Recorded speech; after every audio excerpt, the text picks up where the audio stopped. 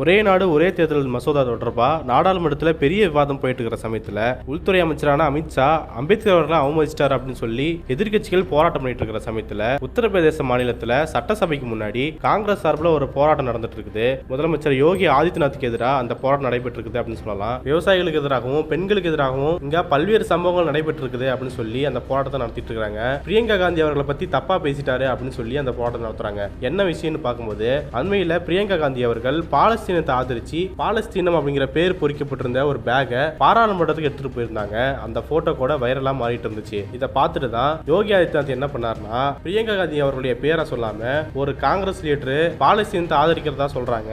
உத்தரப்பிரதேசத்துல இருந்து பல்லாயிரக்கணக்கான இளைஞர்கள் இஸ்ரேலுக்கு வேலைக்கு போயிட்டு இருக்கும்போது இவங்க இப்படி பாலஸ்தீனத்துக்கு ஆதரவு தெரிவிச்சிட்டு இருக்காங்க அப்படின்னு சொல்லி பிரியங்கா காந்தி அவர்களுக்கு எதிர்ப்பு தெரிவிக்கிற வகையில சட்டமன்றத்தில் பேசியிருந்தாரு. இந்த விஷயங்கள் பல்வேறு சர்ச்சைகளை உண்டு பண்ணிருந்துச்சு அப்படின்னு சொல்லலாம். இந்த பேச்சுக்கு தான் இப்போ பிரியங்கா காந்தி அவர்கள் சரியான பதிலடி கொடுத்திருக்காங்க அப்படின்னு சொல்லி சில பேர் செய்திகளை பகிர்ந்ததை பார்க்க முடிஞ்சது. இதையெல்லாம் பேசுறதுக்கு உங்களுக்கு அசிங்கமா இல்லையா அப்படின்னு சொல்லி பிரியங்கா காந்தி அவர்கள் யோகி ஆதித்யநாத் அவர்களுக்கு கேள்வி எழுப்பியிருக்கிறாங்க. சோ இவங்களுடைய பதில் தான் இப்போ வைரல் ஆகியிருக்கு அப்படின்னு சொல்லலாம். டிசம்பர் 16ஆம் தேதி பாலஸ்தீனத்துக்கு ஆதரவு தெரிவிக்கிற வகையில பிரியங்கா காந்தி அவர்கள் பார்லிமெண்ட்டுக்குள்ள பேக் எடுத்துட்டு போனாரு. அதை விமர்சிக்கிற வகையில யோகி ஆதித்யநாத் என்ன சொன்னார்னா, நம்ம உத்தரப்பிரதேசத்துல இருந்து வேலை வாய்ப்புக்காக இஸ்ரேலுக்கு நம்ம இளைஞர்களை அனுப்பிட்டு இருக்கும்போது அதே சமயம் ஒரு காங்கிரஸ் தலைவர் பாலஸ்தீன பேக் எடுத்துக்கிட்டு பாராளுமன்றத்துக்குள்ள போறாங்க. உத்தரப்பிரதேசத்துல இருந்து கிட்டத்தட்ட 5600 தொழிலாளர்கள் இளைஞர்கள் கட்டுமான தொழிலுக்கு இஸ்ரேலுக்கு போறாங்க. ஒவ்வொரு இளைஞர்களுக்கும் இலவசமா சாப்பாடும் தங்குமிடமும் கிடைச்சிட்டு இருக்குது. அவங்க மாசத்துக்கு 1.5 லட்சம் ரூபாய் வரைக்குமே சம்பாதிச்சிட்டு இருக்காங்க. அவங்களுடைய சேஃப்டிக்கு அங்க ஃபுல் கேரண்டி இருக்குது.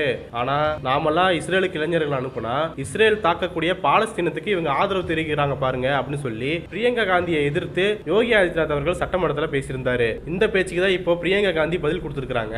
உத்தரப்பிரதேசத்துல இளைஞர்களுக்கு வேலை வாய்ப்பை ஏற்படுத்தி கொடுக்காம போர் நடக்கிற இஸ்ரேலுக்கு வேலைக்கு அனுப்புறத யோகி ஆதித்யநாத் அரசு பெருமையா சொல்றாங்க.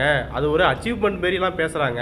இந்த அரசுக்கு இந்த மாநிலத்தில் இருக்கிற வேலை வாய்ப்பின்மை பத்தியோ இளைஞர்களை பத்தியோ அவங்களுடைய குடும்பத்தோட வழியை பத்தியோ கொஞ்சம் கூட அக்கறையே கிடையாது அப்படின்னு சொல்லியிருக்காங்க. இங்க நம்மளால வேலை கொடுக்க முடியாம வெளிநாட்டுக்கு வேலைக்கு அனுப்புறது, அதுவும் போர் நடந்துட்டு இருக்கிற ஒரு நாட்டுக்கு அனுப்புறது அப்படிங்கிறது ரொம்ப அசிங்கமான செயல் தான். அது பெருமை கிடையாது அப்படின்னு சொல்லியிருக்காங்க. மேலும் ரிப்போர்ட்டுகளை எடுத்து பார்த்தா வேலை வாய்ப்புக்காக இஸ்ரேலுக்கு போகக்கூடிய இளைஞர்கள் தங்களுடைய வாழ்க்கையை காப்பாற்றிக்கிறதுக்காக பதுங்கு குழியில தங்களை மறைச்சிக்கிட்டு தான் வாழ வேண்டிய சூழல் இருக்குது. மேலும் கம்பெனிகள் அவர்களுடைய உழைப்பை சுரண்டுறாங்க அப்படின்னு சொல்றாங்க. தொழிலாளர்களோட குடும்பங்கள் எல்லாமே பயப்படுறாங்க. இந்தியாவோட எதிர்காலமா கருதப்படுற இளைஞர்கள் தங்களுக்கு வேலை கிடைக்காததால தங்களுடைய வாழ்வாதாரத்தை அடகு வச்சுட்டு வேலை பார்க்க வேண்டியது இருக்குது அப்படின்னு சொல்றாங்க. சோ இவருடைய இந்த ரிப்ளை தான் இப்ப தீயா பரவிட்டு இருக்கு அப்படின்னு சொல்லலாம். மேலும் யோகி ஆதித்யநாத் எப்ப சட்டமன்றத்தில் பேசினாரோ அப்பவே இவருக்கான எதிர்ப்பு குரல்லாம் வர ஆரம்பிச்சிருச்சு. என்னங்க நீங்க 5600 இளைஞர்கள் இங்க வேலை கிடைக்காம போர் நடந்துட்டு இருக்கிற இஸ்ரேலுக்கு போயிட்டு வேலை பார்த்துட்டு இருக்காங்க, அதை நீங்க வந்துட்டு சட்டமன்றத்தில் பெருமையா பேசுறீங்களா அப்படிங்கிற கேள்வியை முன் வச்சிருந்தாங்க. அந்த கேள்வியை தான் இப்ப பிரியங்கா காந்தி அவர்களும் எழுப்பி இருக்கிறாங்க. மேலும் இதையெல்லாம் சொல்றதுக்கு நீங்க வெக்கம் தான் படணும், அசிங்கப்படணும், அது நீங்க பெரிய அச்சீவ்மெண்ட் பேர் சொல்லக்கூடாது அப்படின்னு சொல்லியிருக்காங்க. கடந்த சில மாசங்களுக்கு முன்னாடி ஒரு வீடியோ வைரல் ஆகிறத பார்க்க முடியும். அதாவது இஸ்ரேல்ல எப்ப போர் தொடங்குச்சோ அப்பவும் கூட உத்தரப்பிரதேசத்துல இருந்து இஸ்ரேலுக்கு போறதுக்காக பல இளைஞர்கள் வரிசையில காத்துட்டு இருந்தாங்க. அந்த வீடியோ வெளியாகி பரபரப்பு ஏற்படுத்தி இருந்துச்சு. அந்த சமயத்திலேயே உத்தரப்பிரதேசத்துல வேலை இல்லாம இளைஞர்கள்லாம் வெளிநாட்டுக்கு துரத்தப்படுறாங்க.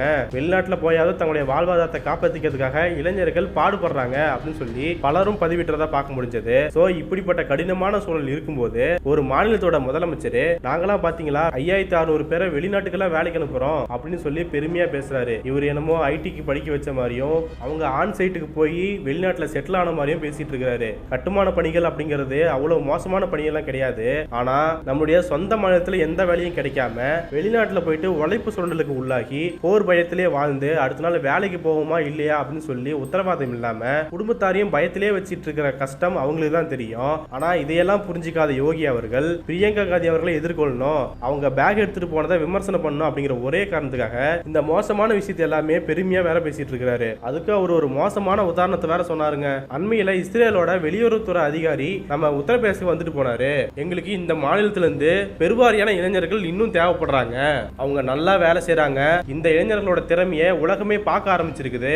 அந்த இளைஞர்கள் எங்க நாட்டுக்கு வந்து வேலை பார்த்து வெளிநாட்டுல இருந்து இளைஞர்கள் தன்னுடைய சொந்த ஊருக்கு பணத்தை அனுப்புனாங்கன்னா அவங்க தங்களுடைய மாநில வளர்ச்சிக்கு பங்களிப்பு செய்யறாங்க அப்படின்னு தான் அர்த்தம். அதனால அவங்க நம்ம பாராட்ட தான் செய்யணும் அப்படின்னு சொல்லியிருந்தாராம். அதை வந்துட்டு யோகி ஆதித்யநாத் அவர்கள் பெருமையா பாராட்டுறாரு. ஊருக்குள்ள குத்தகைக்காரர் வந்து இவ்வளவு ஆட்கள் எங்களுக்கு தேவைப்படும், நீங்க அனுப்பி விடுங்க அப்படின்னு கேட்கற மாதிரி ஒரு அதிகாரி வந்து உங்களுடைய மாநிலத்திலிருந்து எங்களுக்கு வேலையாட்கள் தேவைப்படுறாங்க, அவங்க வெளிநாட்டுக்கு போயிட்டு பணம் சம்பாரிச்சு ஊருக்கு அனுப்புனா உங்க மாநிலத்துக்கு தாங்க நல்லது அப்படின்னு சொல்லி பேசியிருக்காரு. சுருக்கமா சொல்லணும்னா ஆள் பிடிக்க வந்திருக்காரு.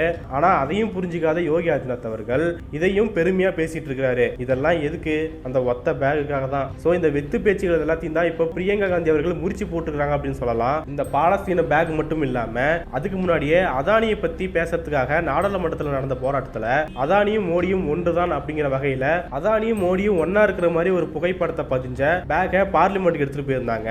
அதுக்கடுத்து பாலஸ்தீன பேக் இப்ப அண்மையில கூட வங்காளதேசத்துல இருக்கிற இந்து மக்கள் மற்றும் இஸ்லாமிய சிறுபான்மையினருக்கு ஆதரவு தெரிவிக்கிற வகையில ஆதரவு வாசகங்கள் குறிச்ச பேக்கை எடுத்துட்டு போயிருந்தாங்க.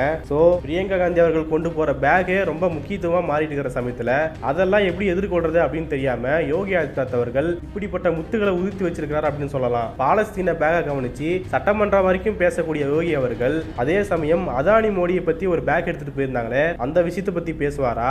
அந்த போராட்டத்துல அதானியை பத்தி விசாரிக்கிறதுக்காக நாடாளுமன்ற கூட்டுக்குழு வேணும்னு சொல்லி கேட்டிருந்தாங்களே அதை பத்தி எல்லாம் யோகி அவர்கள் பேசுவாரா? பங்களாதேஷ்ல ஏதோ இந்துக்கள் மட்டும் தான் பாதிக்கப்படுற மாதிரி எல்லாம் பேசுறீங்களே, அங்க இஸ்லாமிய மக்களும் தான் சேர்ந்து பாதிக்கப்படுறாங்க, அதை பத்தி யோகி பேசுவாரா அப்படின்ட்டு கேள்வி எழுந்துட்டு இருக்குது. சோ பிரியங்கா காந்தி அவர்கள் சொன்ன மாதிரி இதுக்கு நீங்க வெக்கப்பண்ணு சென்றாயன், பெருமைப்படக்கூடாது அப்படின்னு தான் நாமளும் சொல்ல வேண்டியதா இருக்குது. சொந்த நாட்டு இளைஞர்களை வெளிநாட்டுக்கு அனுப்பிட்டு பெருமையா பேசக்கூடிய முதல்வர் இந்தியாவில் இருக்காருன்னா அப்போ இந்தியா எந்த நிலைமையில் இருக்குது அப்படின்னு சொல்லி நீங்களே முடிவு பண்ணிக்கோங்க.